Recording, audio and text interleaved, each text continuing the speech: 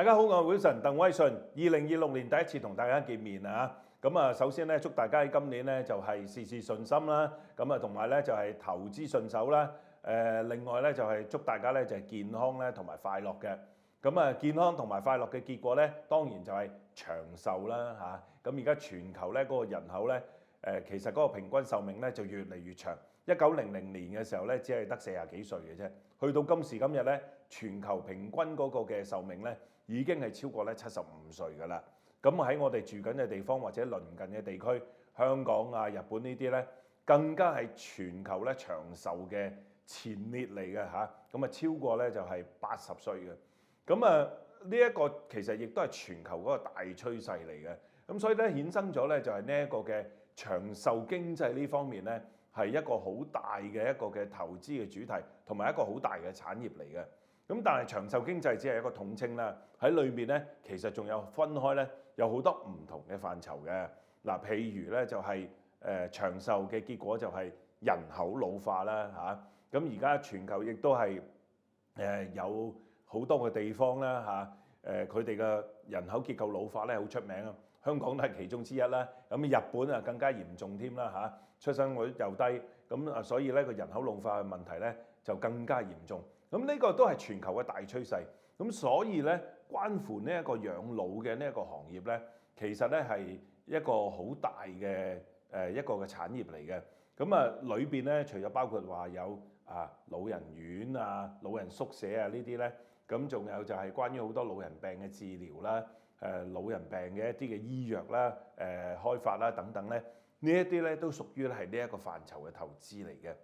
另外一方面咧就係近呢一兩年咧，都引起咗大家好大嘅注意力啦，就係呢個 GLP-1啦嚇，即係 GLP-1 嘅呢一個藥啦。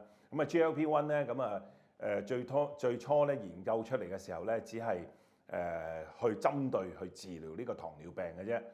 但係咧跟住咧見到一個咧更加大嘅作用咧，就係減重啦嚇，減肥啦。而家咧有好多人咧，即係其實想減重咧，都會用到呢個 GLP-1。但係其實唔係咁簡單嘅嚇。GLP-1 咧對好多嘅病啦，即係頭先講嘅糖尿病啦、腎病啦等等咧，其實咧都證實咧係有療效。所以咧呢個 GLP-1 咧佢嗰個嘅應用嘅場景咧係好廣闊嘅。所以嚟緊咧，相信會有更加大嘅呢個 GLP-1 咧呢一個嘅發展嘅。所以咧近年亦都見到有好多嘅資金咧湧入去 GLP-1 呢個研發呢個範疇嗰度啊。另外一方面咧就係關於呢個基因編輯啦。基因編輯咧以前咧即係個科技冇咁發達嘅時候咧，進展得好慢嘅。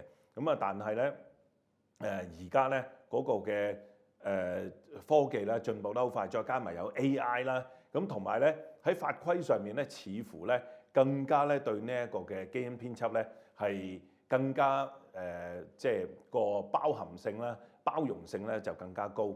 所以咧你見到咧就係美國嘅醫藥管理局咧 FDA 咧近年咧都對呢一個嘅基因編輯嘅技術啊，就係呢個 CRISPR 咧已經咧開咗綠燈啦。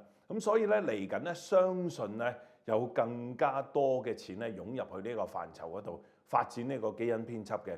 因為基因編輯咧的確咧係對有好多嘅遺傳病啊，以前咧係束手無策嘅。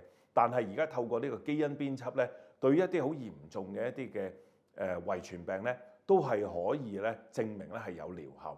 所以咧美國嗰邊亦都批咗。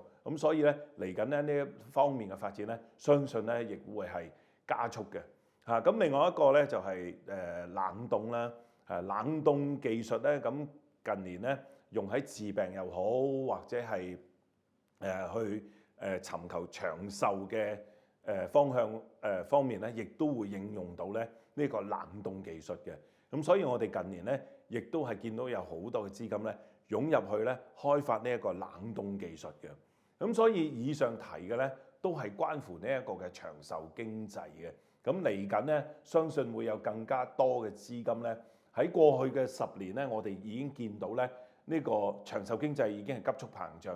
但係相信咧嚟緊呢個發展會更加快，會引導到咧更加多嘅資金咧走入去咧呢個長壽經濟嘅呢一個範疇裏邊嘅。